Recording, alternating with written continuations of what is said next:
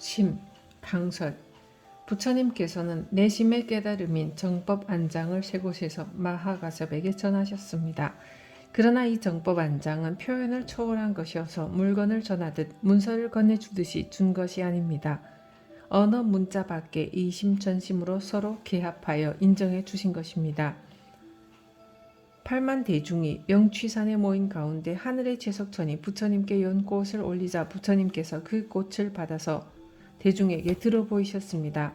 아무도 그 뜻을 알지 못했는데 다만 마하가섭만이 그 뜻을 알고 빙그레 미소를 지었습니다. 그러자 부처님께서는 열애에게 정법안장 열반 묘심이 있으니 이를 마하가섭에게 부촉하노라 하고 말씀하셨습니다.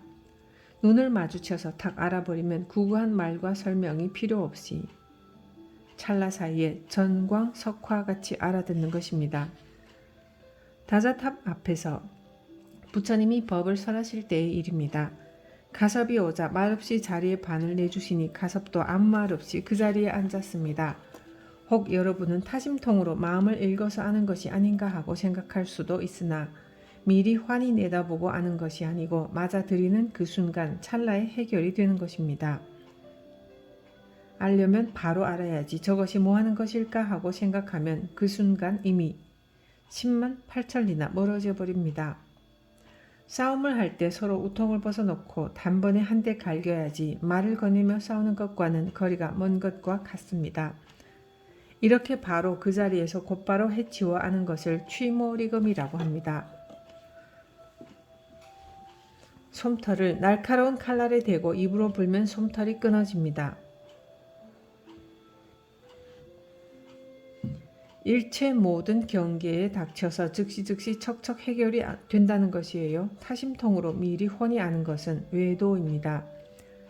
주의, 마음은 사람의 보는 생명의 원천이다. 일체 만법이 다 한 마음 안에 있고 8만 4천 가지 모든 법이 다 마음에 있다. 움직이면 무궁무진하며 고정시키면 변함도 없고 이동하지도 않는다. 불가에서는 마음이 나면 갖가지 법이 나고 마음이 없어지면 갖가지 법이 없어진다고 하였고 도가에서는 마음이 죽으면 성품의 달이 밝고 마음이 나면 욕망의 티끌이 앞을 가로막는다고 하였으며 유가에서는 한 마음을 다스리면 모든 것이 그치고 많은 일을 도모하면 모든 것이 어지러워진다고 하였다. 그런 까닭에 옛 성인은 배우는 사람들로 하여금 그 마음을 잘 거두어 섭수함으로써 한 곳에 돌아가게 하였다. 이것이 만법은 하나로 돌아간다는 것이며 또 이것을 일자법문이라고 한다. 강설, 마음이 유정도 놔두고 무정도 놔둡니다. 마음이 없어진 즉 모든 것이 없어집니다. 없어진 곳에 일진광명이 천지를 덮습니다.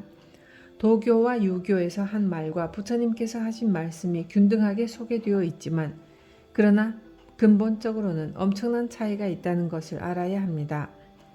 도교나 유교에서는 한 번 내놓으면 그대로 못을 박듯이 박아놓으나 부처님께서는 나는 49년 동안 설법했지만 한 자도 말한 자가 없다고 하셨고 바냐바라밀을 바냐바라밀이라고 하면 곧 바냐바라밀이 아니니 그 이름이 바냐바라밀이라고 하셨습니다.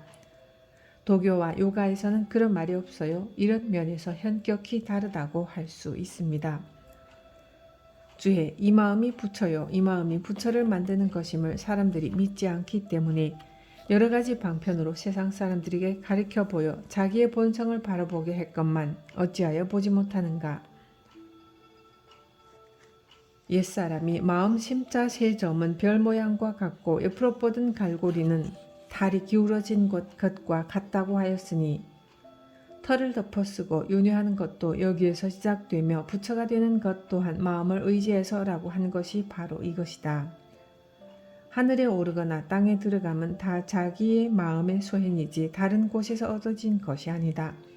경에서는 고요한 곳에 있으면서 그 마음을 섭수하라고 하였고 또 한 곳을 제어하면 판단하지 못할 일이 없다라고 하였다. 강설, 반야신경 법문을 들으면서 어떤 것은 알아들을 것이고 또 어떤 것은 알아듣지 못할 것입니다. 그러나 여러분이 여기 오는 가장 중요한 목적은 알지 못하는 이놈이 무엇인가 하는 것을 깨치기 위해서입니다. 아무리 84,000 법문을 다 외우고 지식과 학식을 갖춘다 해도 그것은 우리 반야지혜를 가리는 태산 같은 티끌이 될 뿐입니다. 5분 10분이라도 스스로 고요히 앉아 관세음보살을 염하는 자가 누구인가 하고 살필 때 반야지혜를 쓸 수 있는 곳에 가깝게 가는 사람이 될 수 있습니다. 공부는 하지 않고 이야기와 말, 글자로만 익히려 하면 결국에는 그것이 점점 가로막아 반야지혜와는 거리가 멀어집니다.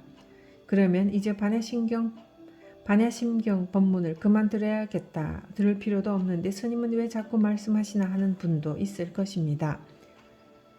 그런 생각도 옳지 않습니다. 듣되 들은 바 없고 말하지만 말한 바 없이 말하라고 하였으니 열심히 들으시고 듣고 나서는 들은 바 없이 티끌을 남기지 마세요. 그래야 그 순간 반야의 지혜를 쓰는 것이고 그 순간 올바르게 정진하는 것이 됩니다. 천지가 뒤집히고 폭탄이 터지는 폭발 소리가 나도 정녕 그 속에서 들은 바가 없어야 합니다. 그 마음을 바로 알아야 합니다. 주에 사람들이 하나로 돌아가지 못하는 것은 마음을 아는 자가 적고 성품이 어지러운 자가 많아 진실한 도를 잃어버렸기 때문이다. 무엇 때문에 마음을 알지 못하는가? 미혹됨이 많아 성품이 그것을 다 반영하기 때문에 맑은 정신을 잃어버리고 혼미하여 경계를 따라 마음을 미혹하게 한다. 육군의 눈이 멀어 물질에 집착하고 그로 인해 성품이 어지러워져 지혜가 생기지 않으니 어리석을 수밖에 없다. 그와 같은 마음을 기꺼이 닦아 성명을 공부하고 생사를 연구하며 사리의 밝은 스승을 가까이 해 법약을 참고한다면 마음의 병을 치료할 수 있을 것이다. 이것을 생각하고 여기에서부터 걸음 걸을 때나 앉거나 누울 때 잊지 않고 어묵 동정의 이 마음을 열지 않는다면 저 영이 눈썹을 똑바로 세운 눈동자 위로 호련히 드러나 문득 본래 면목을 보게 될 것이다. 강설. 앞을 보니 색이 없고 뒤를 보니 뿌리가 없다. 돌사람은 말이 없고 나무 여자는 바라볼 뿐 근본을 돌이켜 볼 줄 모르고 달밤 창밖에 보드나무 꽃이 어지러이 날리는 것을 세상 사람들은 모여서 다투고 있다. 쏟아지는 버드나무 꽃잎을 보고 세상 사람들은 다툽니다. 급하게 흐르는 물처럼 마음속을 계속 흐르는 그것을 왜 쫓아갑니까? 흔히들 말합니다. 이 순간이 영원히 멈추었으면 좋겠다. 그러나 그게 멈추어질 수 있나요? 찰나가 용납하지 않습니다. 그런데도 어리석은 중생은 눈앞의 것에 집착하여 영원히 붙잡으려 합니다. 그래서 영원을 잃어버렸습니다. 영원의 참맛을 모르나 영원은 한 생각 돌이키면 바로 그 자리가 영원이 됩니다. 뒤를 봐도 끝이 없고 앞을 봐도 형색이 없어요. 머리 한번 돌이키면 항장의 세계가 있어 영원한 것을 맛보지만 중생은 경계만을 따라갑니다. 경계가 무엇이냐? 한 생각이 일어나 바깥으로 찰나찰나 변하는 것인데 중생들은 그것을 붙잡으려고 합니다. 1963년도에 오대산에서 해제를 하고 서울에 갔습니다. 길거리를 보니 아가씨들이 옷을 입긴 하였는데 팬티가 보일락 말락 했습니다. 미니스커트라는 것이었는데 생전 처음 그것을 보고 놀라서 멍청이 서 있다가 50대쯤 된 남자와 부딪혔습니다. 아이고 죽겠네. 스님은 앞은 보지 않고 뭐 하는 거요? 미안합니다. 서울에 처음 와서 그러는데 지금 저 사람이 옷을 왜 저렇게 입고 다닙니까? 뭐요? 서울에 처음 와봐요? 네, 옷이 없어서 저럽니까? 옷을 왜 저리 입었습니까? 50대 남자는 내 얼굴을 빤히 쳐다보면서 죽겠다고 웃다가 그냥 가버렸습니다. 골똘히 안으로 생각하다 부딪힌 것과 세계 경계에 빠져 부딪힌 것은 다릅니다. 상대방이 뭐라고 해도 저는 감정의 대립 없이 끝납니다. 그러나 사바세계 중생은 전부 색 경계에 빠져서 그것으로 살고 있지 않습니까? 한 살 때의 얼굴과 20대 때의 얼굴과 40대 때의 얼굴이 다 변하는데 그 중에 어느 것이 참 얼굴이겠습니까? 10대 때의 얼굴, 50대 때의 얼굴, 60대 때의 늙은 얼굴, 그 가운데 여러분의 본래 얼굴이 있습니다. 그것을 보지 못한다면 살아서도 고통이 심하고 이 목숨이 떨어진 후에도 자기 자신이 어떻게 될지 장담을 할 수 없으나 여러분이 열심히 참고한다면 여러분의 본래 면목을 볼 수 있습니다. 우선 자 말해보아라. 본래 면목은 어떤 형상인가? 야보도천 스님은 불이 이것을 태우지 못하며 물도 이것을 잠기게 하지 못하고 바람도 이것을 흔들지 못하며 칼도 이것을 베지 못한다. 부드럽기가 돌아와 같고 견고하기가 철벽과 같다. 천상이나 인간이 옛날이나 지금이나 알지 못한다고 하였다. 돌, 알겠는가? 종일토록 항상 대면하고 있지만 누구인지 알지 못한다. 이 둥근 마음의 거울은 본래 티끌이 없으니 다만 티끌로 인해 비추기 어려울 뿐 본래 참이다. 티끌이 다하면 거울은 밝아져 한 물건도 없어 자연히 보방에 몸을 놔둔다.